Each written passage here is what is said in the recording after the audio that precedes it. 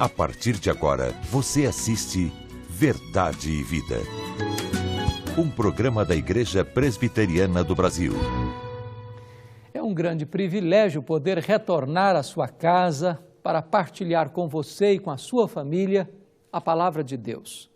Este é o nosso compromisso, levar a mensagem do Evangelho a toda a nação brasileira. No programa de hoje, nós vamos tratar de um assunto extremamente importante, o Pentecostes, o derramamento do Espírito. Chame a sua família, se der um tempinho, ligue para os seus amigos, porque Deus tem uma palavra importantíssima para toda a igreja brasileira. Verdade e Vida, uma palavra de esperança para um mundo em crise. Mais uma vez estamos aqui com o nosso reverendo Augusto Nicodemos, chanceler da Universidade Presbiteriana Mackenzie, que recentemente no congresso da APECOM, ali em Águas de Lindóia, proferiu a mensagem, o desafio das universidades para os jovens cristãos. Reverendo, seja mais uma vez bem-vindo aqui ao Verdade e Vida. Muito obrigado. Reverendo, as igrejas têm preparado os seus jovens para entrarem na universidade? Eu acho que não. Teve uma pesquisa feita pelo Instituto Barna nos Estados Unidos, saiu em novembro do ano passado. Essa pesquisa indicava que 50% dos jovens evangélicos, quando entram na universidade, eles são afetados na sua crença. Alguns se tornam ateus, outros ficam desigrejados e outros ficam confusos e com muitas dúvidas, sem saber direito mais em que eles vão acreditar. Eu não tenho essa pesquisa aqui no Brasil, mas eu acho que se fosse feita a resposta, o resultado da pesquisa seria pior, porque nos Estados Unidos a igreja evangélica tem muita influência ainda, e no Brasil nem tanto. Por isso eu acredito que esse número seria muito pior. Então, também pela nossa experiência na universidade, o contato com universitários ao longo aí de muitos anos, nessa área na qual nós temos servido a Deus, eu diria que, infelizmente, as igrejas mandam para a universidade jovens completamente despreparados para o tipo de ambiente que eles vão encontrar lá. Um ambiente que nem sempre é um ambiente favorável ao cristianismo, na verdade é um ambiente até de hostilidade, com desafios intelectuais, desafios morais, a pressão de grupos dentro da própria universidade, de jovens que são muito voltados para a bebedeira, sexo livre e até mesmo uso de drogas. E o jovem cristão sai dali da mocidade, sai dali do grupo de adolescentes, entra na universidade onde ele não conhece ninguém e de repente ele é muito abalado, profundamente abalado. Então, infelizmente, esse é o quadro de despreparo dos jovens cristãos hoje quando eles adentram a universidade. Já que o ambiente universitário é um ambiente tão hostil, qual a saída para o jovem? Eu creio que, na verdade, começa em casa. Hoje em dia, o pai e a mãe cristãos, a família cristã, os pais cristãos, o que é que eles querem para o filho? Eles querem que o filho entre numa boa universidade, faça um bom curso, se gradue e arrume um emprego para continuar a sua vida. Então, os próprios pais não têm um alvo espiritual para o filho. Eles querem que o filho simplesmente vença na vida. Então, eu acho que começa em casa, Daniel, quando os pais procuram orientar os filhos e prepará-los para o que eles vão encontrar na universidade. Em seguida, vem o papel da própria igreja. A igreja deveria reconhecer o desafio, especialmente as igrejas tradicionais, como a própria Igreja Presbiteriana do Brasil, que atinge todos os níveis da população, mas se concentra mais na classe C, B e A, que é exatamente a classe de onde sai a maioria dos jovens que hoje estão indo para a universidade. Então, é um desafio e deveria, então, haver um preparo, classes especiais e pastores que se preocupam com essa situação, pastores que estudam mais, que estudem a questão do evolucionismo, do ateísmo, do naturalismo filosófico, para ajudar esses jovens a enfrentar o desafio. Então, passa pela família, passa pela igreja, classes especiais e uma vez na universidade, não é só jogar na universidade. a igreja deveria ter um programa de acompanhamento para ajudar esses jovens que às vezes está sozinho lá, não tem ninguém com quem ele possa se relacionar. Eu creio que passa por tudo isso. Eu, pessoalmente, passei pela ABU e na ABU nós militamos durante muito tempo dentro das universidades. E o senhor, enquanto chanceler de uma universidade confessional, que é a Universidade Mackenzie, Presbiteriana Mackenzie, qual o conselho que o senhor daria para o pastor da igreja, para os pais e para os próprios jovens que estão adentrando na universidade diante dessa tão grande hostilidade que eles enfrentam dentro da universidade? Bom, eu diria para você, pastor, que você deveria estar preparado e alerta para o que está acontecendo com a mocidade, com os adolescentes da sua igreja e investir no preparo deles para esse momento da universidade. Há necessidade de um treinamento especial, há necessidade de ajuda, resposta a questões intelectuais, porque o jovem de fato vai ser contestado e desafiado dentro do ambiente universitário. E para os pais, eu diria que você deveria colocar seu filho em oração diante de Deus e ter para ele outros alvos que não somente o subir na vida financeiramente, mas que ele seja de fato um cristão comprometido e responsável. Pedir a Deus que proteja seu filho, sua filha, durante o tempo que ele vai enfrentar na universidade. E quando ele entrar, pastores e pais, fazer um acompanhamento e não deixá-lo largado, porque não existe vácuo. Alguma coisa vai preencher o vácuo da ausência do pastor, do pai e dos amigos ali. E se nós não ajudarmos, certamente os inimigos da nossa alma estarão lá para evangelizar nossos filhos e levá-los para outro caminho. O senhor usou um termo aí, desigrejados. O reverendo Augusto vai voltar no próximo programa tratando sobre esse tema. A mesma pesquisa que mostrou o crescimento dos evangélicos mostrou também que existe uma porta de saída que nós não estamos atentos, e esses são os desigrejados. Por enquanto, nós vamos ficar com essa mensagem musical e logo após, a mensagem que Deus preparou ao seu coração através do reverendo Hernandes Dias Lopes com o tema Pentecostes, o derramamento do Espírito. Verdade e vida, uma palavra de esperança para um mundo em crise. O Santo Espírito desceu aqui, encheu a todos de poder, o testemunho de fiéis cristãos, fez pecadores renascer, fiéis em Cristo sem qualquer temor, saíram prontos a pregar e conseguiram mesmo em luta e dor, final vitória alcançar. Oh Deus bendito, vem nos encher. Verdade e vida, a palavra de Cristo para uma vida melhor. Nós vamos tratar do tema proposto para o programa de hoje, que é o Pentecostes, o derramamento do Espírito. E vamos tratar desta matéria à luz de Atos dos Apóstolos, capítulo 2, versos de 1 a 42. O Pentecostes foi um marco na história da igreja, um divisor de águas na história do cristianismo. Jesus Cristo subiu aos céus e o Espírito Santo desceu à terra. Jesus enviou o Espírito para ser o outro Consolador, para estar para sempre com a igreja.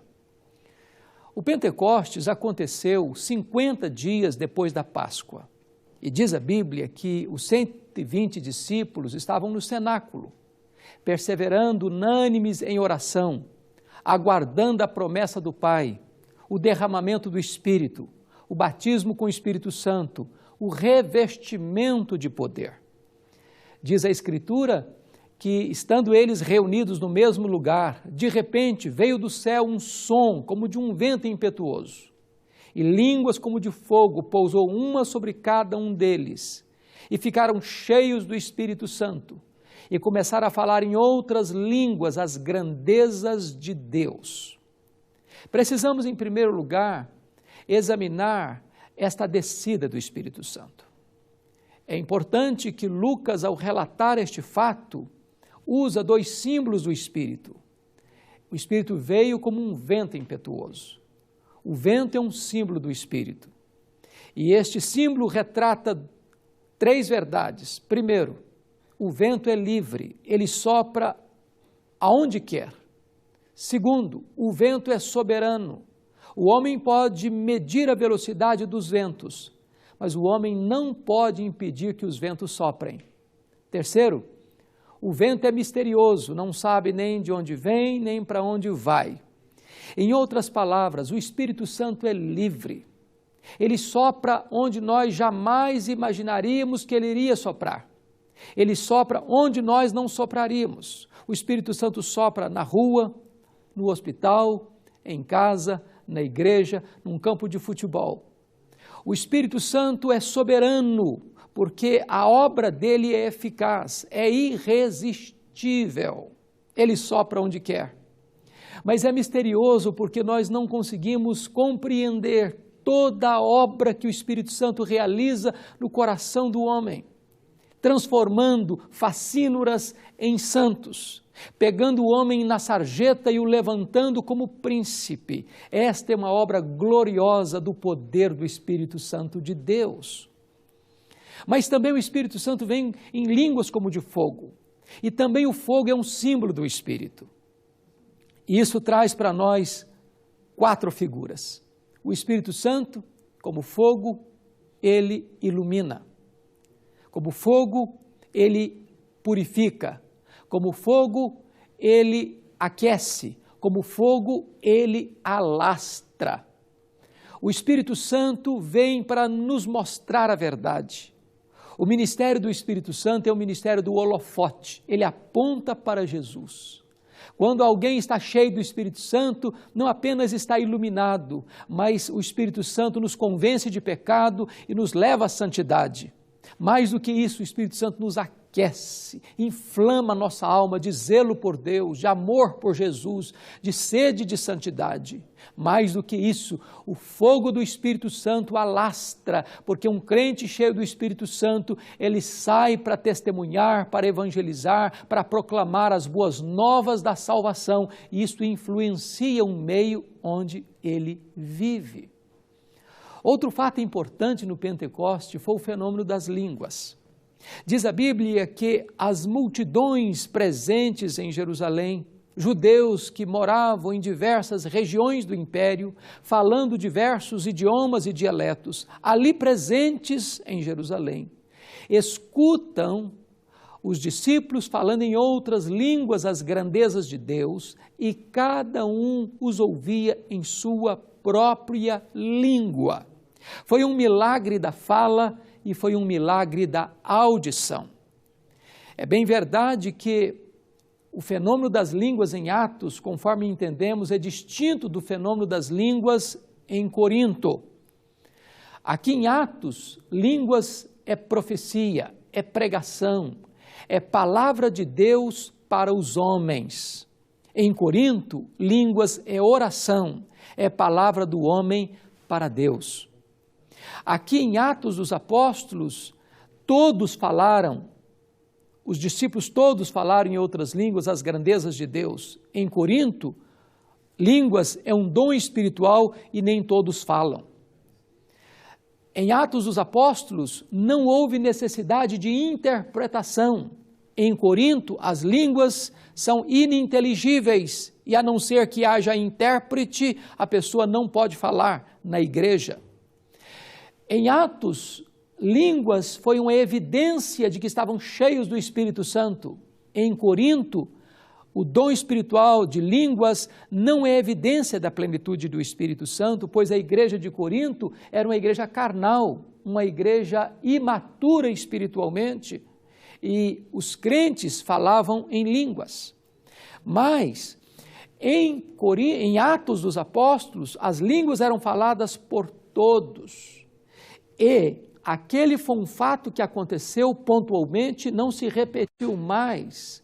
Ou seja, as línguas de Atos, elas não se repetiram, mas em Corinto, como um dom espiritual, é um dom para edificação e deva se perpetuar ao longo da história da igreja, porque a última palavra de Paulo sobre este assunto é: não proibais o falar em línguas. Mas qual foi a reação da multidão em relação ao fenômeno extraordinário do Pentecostes? Quando o Espírito Santo desceu como um vento, como línguas de fogo, onde os discípulos falavam em outras línguas as grandezas de Deus. Quando a multidão se ajuntou, aconteceram 3 reações. Primeira delas, ceticismo. O que quer isso dizer?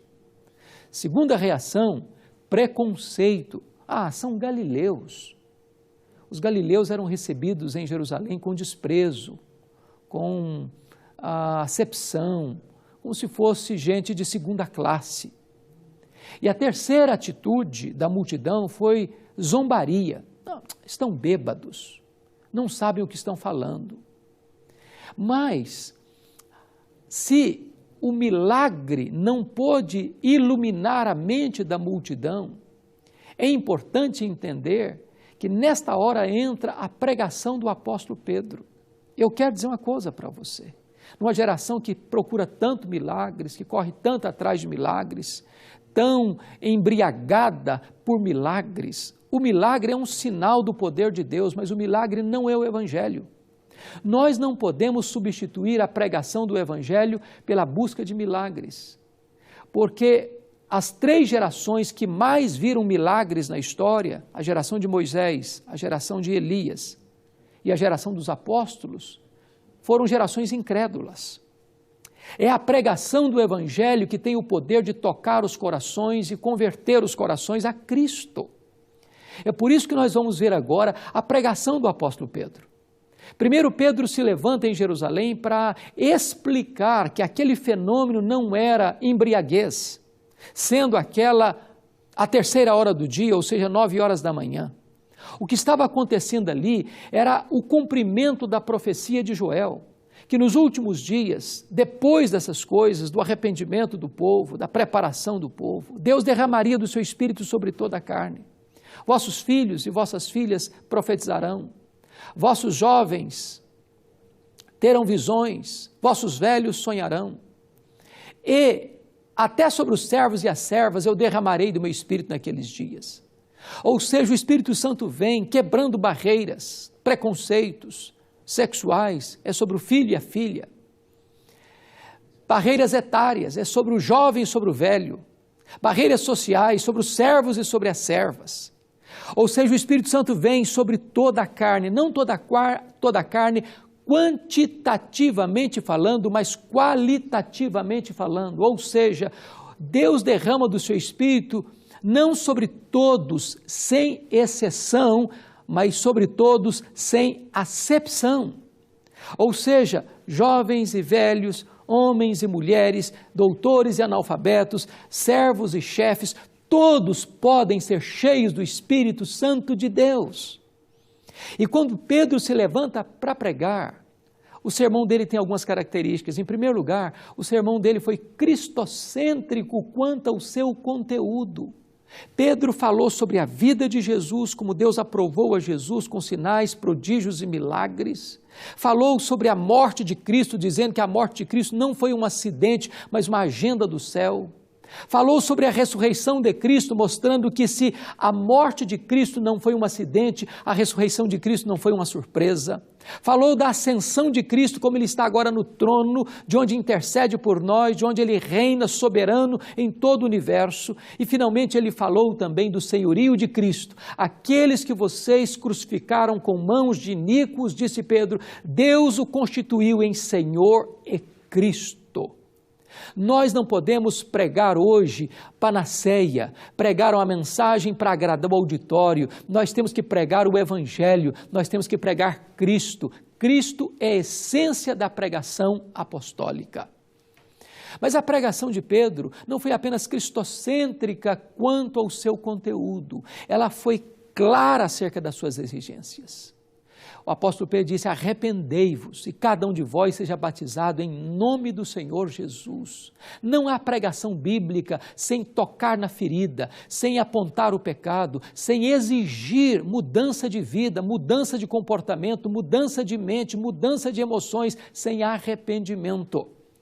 Mas a pregação de Pedro também foi específica quanto à promessa. Promessa com respeito ao passado, remissão de pecados, e promessa em relação ao futuro: recebereis o dom do Espírito Santo. E esta promessa não é apenas para vós, é para os vossos filhos, para aqueles que ainda estão longe, para quantos o Senhor nosso Deus chamar. Mas, finalmente, a pregação de Pedro foi vitoriosa quanto aos seus resultados. Diz a Bíblia que quando Pedro então está pregando, a multidão tem o seu coração compungido e pergunta: o que nós vamos fazer?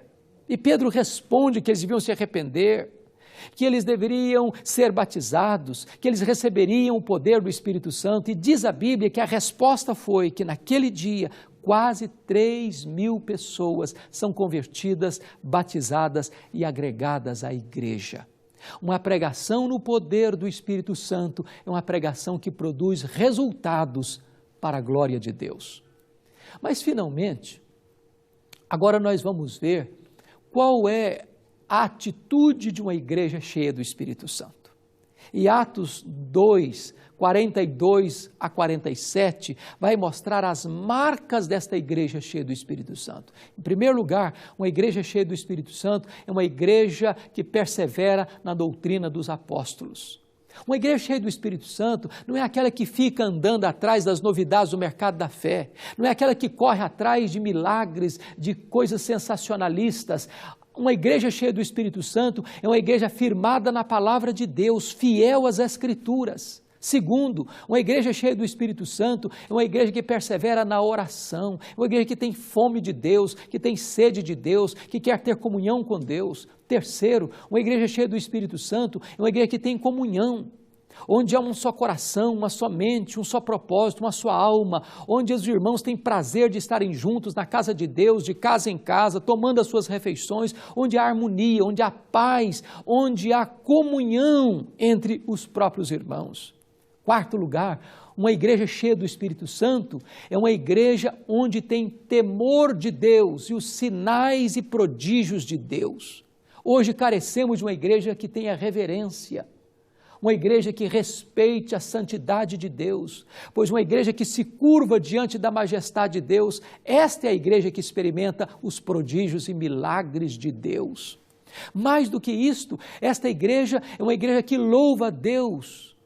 E esta igreja conta com a simpatia do povo. O culto desta igreja é uma festa, é uma celebração, é uma empolgação, é uma alegria. Este povo louva a Deus com entusiasmo e é um povo que conta com a simpatia do povo. Ela é santa, sem partir para a santarronice. Ela é pura, sem ser farisaica. E por isso diz a Bíblia que dia a dia o Senhor acrescentava a esta igreja os que iam sendo salvos. O crescimento da igreja não é obra humana, é obra divina. Quando a igreja leva Deus a sério, Deus a faz crescer. Quando a igreja tem qualidade, Deus produz nela quantidade. Eu quero orar com você. Nós hoje precisamos do derramamento do Espírito Santo. O Pentecostes foi único, como o Calvário foi único. Mas depois do Pentecostes, nós podemos experimentar novos derramamentos do Espírito, nova plenitude do Espírito, sendo cheios do Espírito outra vez. E nós precisamos do Espírito Santo para vivermos uma vida digna de Deus, para vivermos anunciando com autoridade e poder o Evangelho de Jesus Cristo, para vivermos uma vida digna da gloriosa vocação com que fomos chamados. Onde você está? Ore comigo. Deus querido, louvado seja o teu nome, porque Jesus Cristo venceu a morte, voltou ao céu, está reinando, há de voltar, mas Ele enviou o Espírito Santo para estar para sempre conosco. E agora, Senhor, enche-nos do Teu Espírito para vivermos uma vida digna do glorioso Evangelho da Graça. Em nome do Senhor Jesus. Amém. Eu sou o caminho, e a verdade, e a vida. Ninguém vem ao Pai senão por mim. Na mensagem de hoje, baseada em Atos, capítulo 2, versos de 1 a 47, o reverendo Hernandes abordou 4 pontos. A descida do Espírito Santo, como um vento impetuoso e língua como de fogo.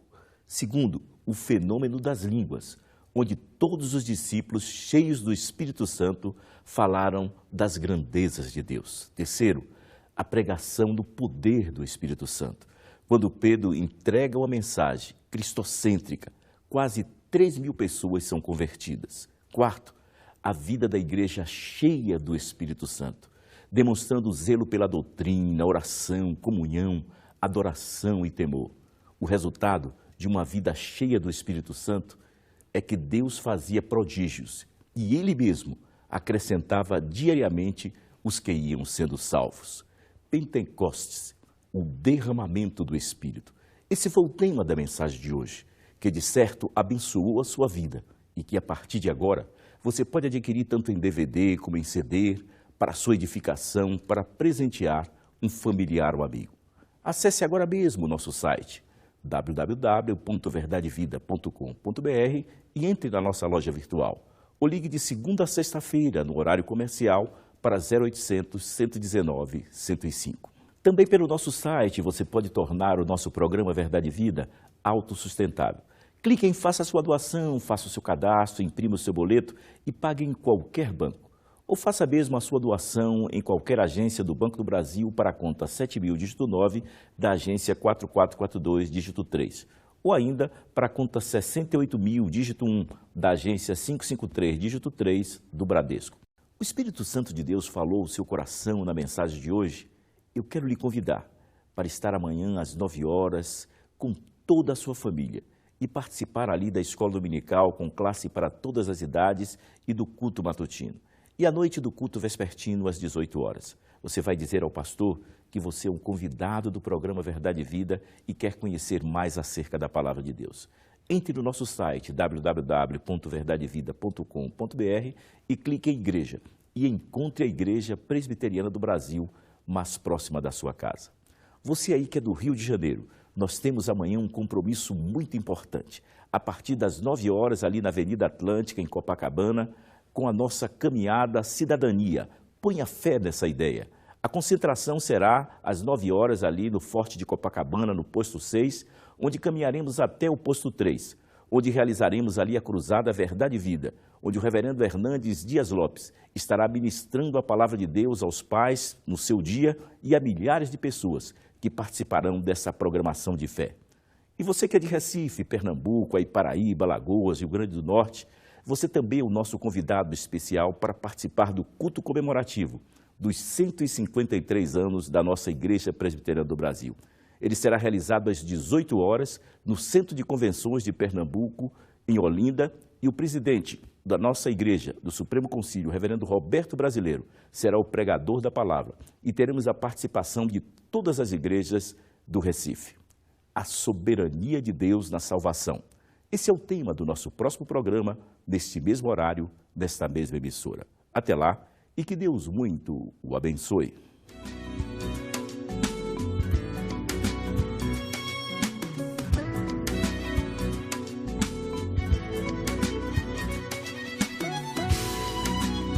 Verdade e Vida. Um programa da Igreja Presbiteriana do Brasil. Cidadania. Ponha fé nessa ideia. Esse é o tema da nossa caminhada, que acontecerá no próximo dia 12 de agosto, às 9 horas, ali com a concentração no Forte de Copacabana, no posto 6, e que culminará com a nossa cruzada Verdade e Vida por volta do meio-dia, ali no posto 3, onde o reverendo Hernandes Dias Lopes estará ministrando a palavra de Deus ao seu coração. Cidadania, ponha fé nessa ideia. Nas regiões Norte e Nordeste, a seca. Na região amazônica, a destruição causada por enchentes. Contamos com sua ajuda para minimizar essa triste realidade. Faça um depósito na conta corrente do Conselho de Ação Social da IPB, no Banco do Brasil, agência 4442, dígito 3, conta corrente 6.000, dígito 3. Faça a sua parte. Mais informações no site www.casipb.com.br. No próximo dia 12 de agosto, Você que é do Recife, nós temos um compromisso. No Centro de Convenções de Pernambuco, ali em Olinda, estaremos comemorando os 153 anos da Igreja Presbiteriana do Brasil. O pregador será o reverendo Roberto Brasileiro, presidente do nosso Supremo Concílio, que ministrará a palavra ao seu coração. Todas as igrejas do Recife são convidadas às 18 horas no próximo dia 12, no Centro de Convenções em Olinda, Pernambuco.